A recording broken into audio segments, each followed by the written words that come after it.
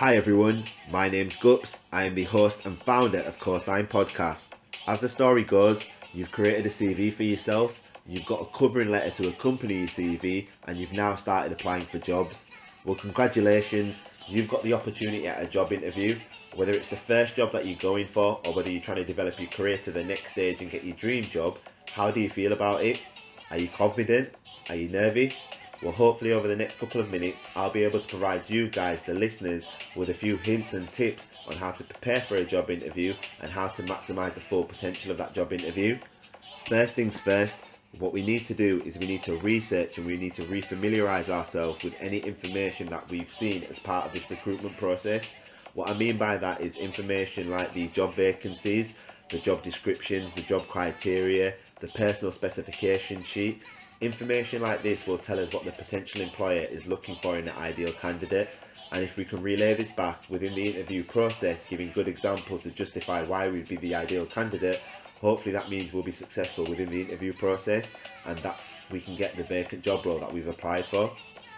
Now, you may want to research and refamiliarise yourself with the employer's website, just for the fact that you know what they do on a day-to-day basis, you know of any principles, ethics and values they've got instilled within the organisation, and you know of any goals or strategies they've currently got going, or they may have upcoming in the future. If you can relay this information back within an interview process, it puts you in a positive light because it shows a potential employer that you've got an awareness and an interest of what they do on a day-to-day basis. Now, once you've done all your researching and you've refamiliarised yourself with all this information, what next? We need to plan for our journey in advance. Why do I say advance? Well, simply for the fact a lot of us assume these days if it says on Google Maps it's going to take us half an hour to get from A to B, all we need to do is give ourselves half an hour. That's in an ideal world. In reality, we get hit with a lot more obstacles and hurdles. Things like you getting caught in traffic, the train being delayed, or your car breaking down. It can happen on a day-to-day basis, and the last thing that you want on a big day like your interview is to get unnecessary stress and pressure like that. So give yourself a contingency plan just in case plan A doesn't work. Make sure you've got plan B and a plan C in place. Try to arrive at the interview location 15 minutes to 20 minutes prior to the interview taking place, just so you can sign in, you can introduce yourself, and you can settle any last minute butterflies you've got within your stomach. Now, in terms of your appearance, dress to impress. It's your first impression with this potential employer in this interview stage. Think of it as a first date. If you were going on a first date and you dress to impress, you'd be on your A game, right? And that's what you want to do in this interview stage.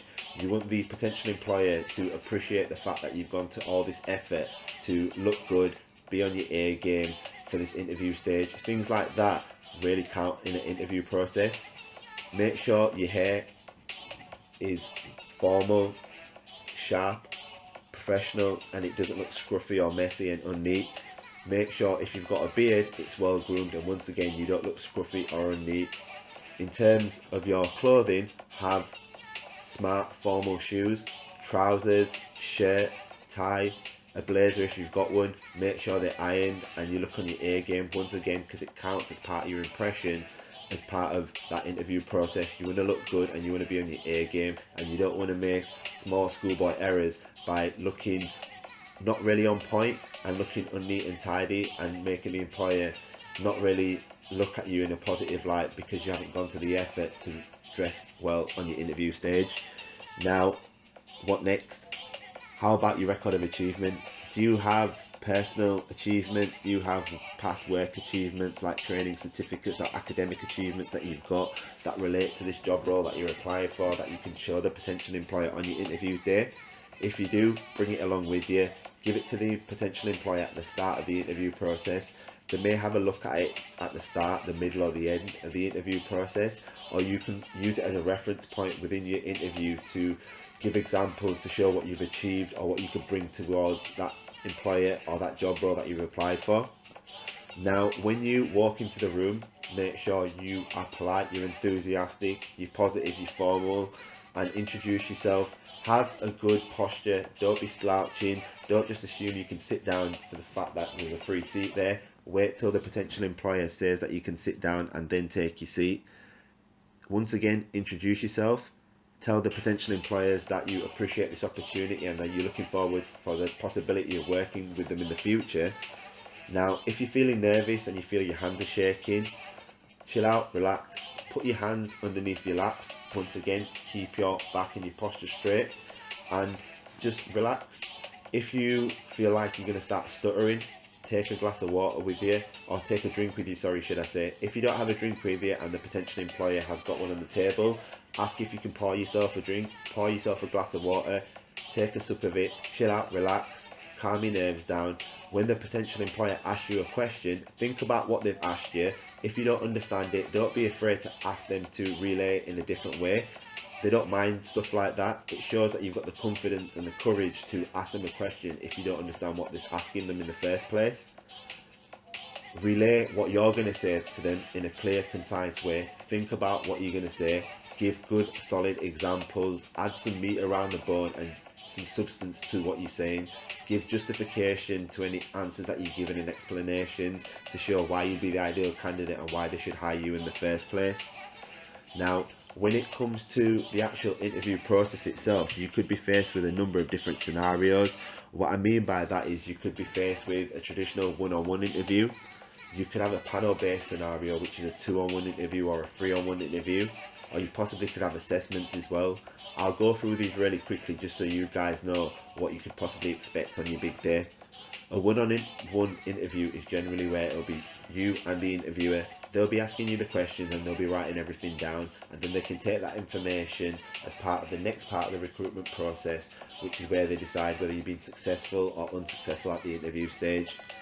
A panel-based scenario, a 2-on-1 panel-based scenario, is generally where one person will be asking you the questions and the other person will be writing the answers down. This is just so the potential employer can have an effective interview process and make life a lot easier for them and make sure they're being really critiqued and getting the most out of that interview with you. Don't be afraid, don't be nervous. One person will be asking you the questions, like I said, one person will be taking the notes down. The person that's asking the questions, look directly at them, speak directly to them and relay your information directly to them. Engage with them, use eye contact on your body for body language, and with the person that's writing the notes down, once again make eye contact, make body language with them as well so they know that you're engaging with them as well, because stuff like that puts you in a positive light. If you know the names, use the names as a reference because it creates a better rapport and hopefully it eases the pressure within that interview process.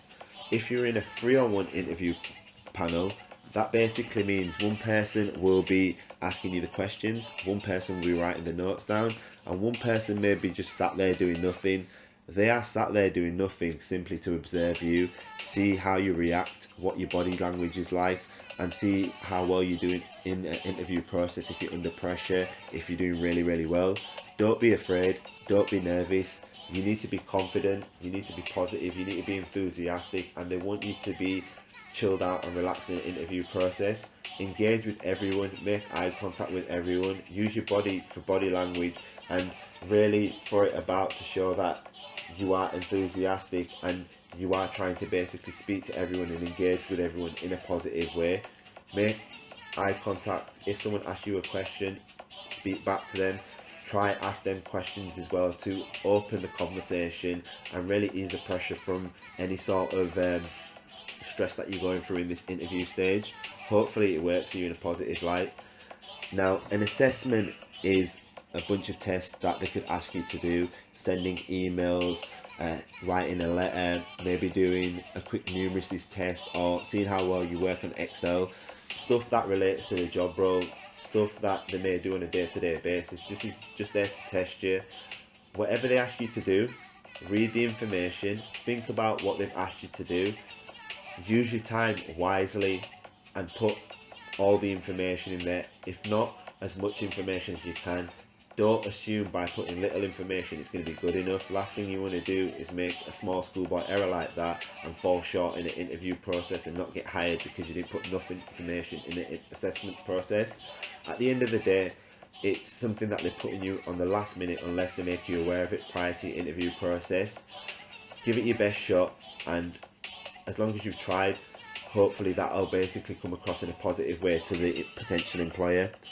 Now, when it comes to the end of the interview process, They'll generally offer you the opportunity to ask them questions. Don't feel nervous, don't feel shy. A lot of people don't really know what to ask. Some people ask about financial questions like how much will I be getting paid, how many holidays do I get. I personally think stuff like this comes across negative in the interview process, because it's not stuff that the potential employer is really going to be interested in telling you at that stage. Stuff like this you possibly may have already seen in the job vacancy, in the job description anyway, so why ask it again? Now, what you may want to ask is open-ended questions that make you seem like you've got an interest and an awareness of possibly what could be coming around the corner if you were successful and became the ideal candidate that they hired. Ask them about the team. What are the team dynamics like? How many people are part of the team? Will you be shadowing or getting mentored at the start of your recruitment process?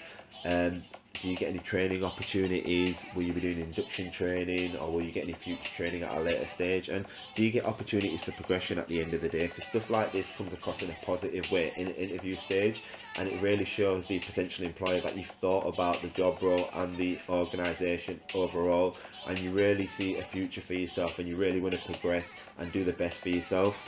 Now, I hope this information has been helpful and informative as normal. If you need any future help or information, my website is www.cosignent.com. My Twitter and Instagram accounts are at CoSign_ENT. And like I said, feel free to hit me up. I'm more than happy to help anyone that needs help or information at the end of the day. Now, either way, aim high, dream big, believe in yourself, and until next time, take it easy and peace out.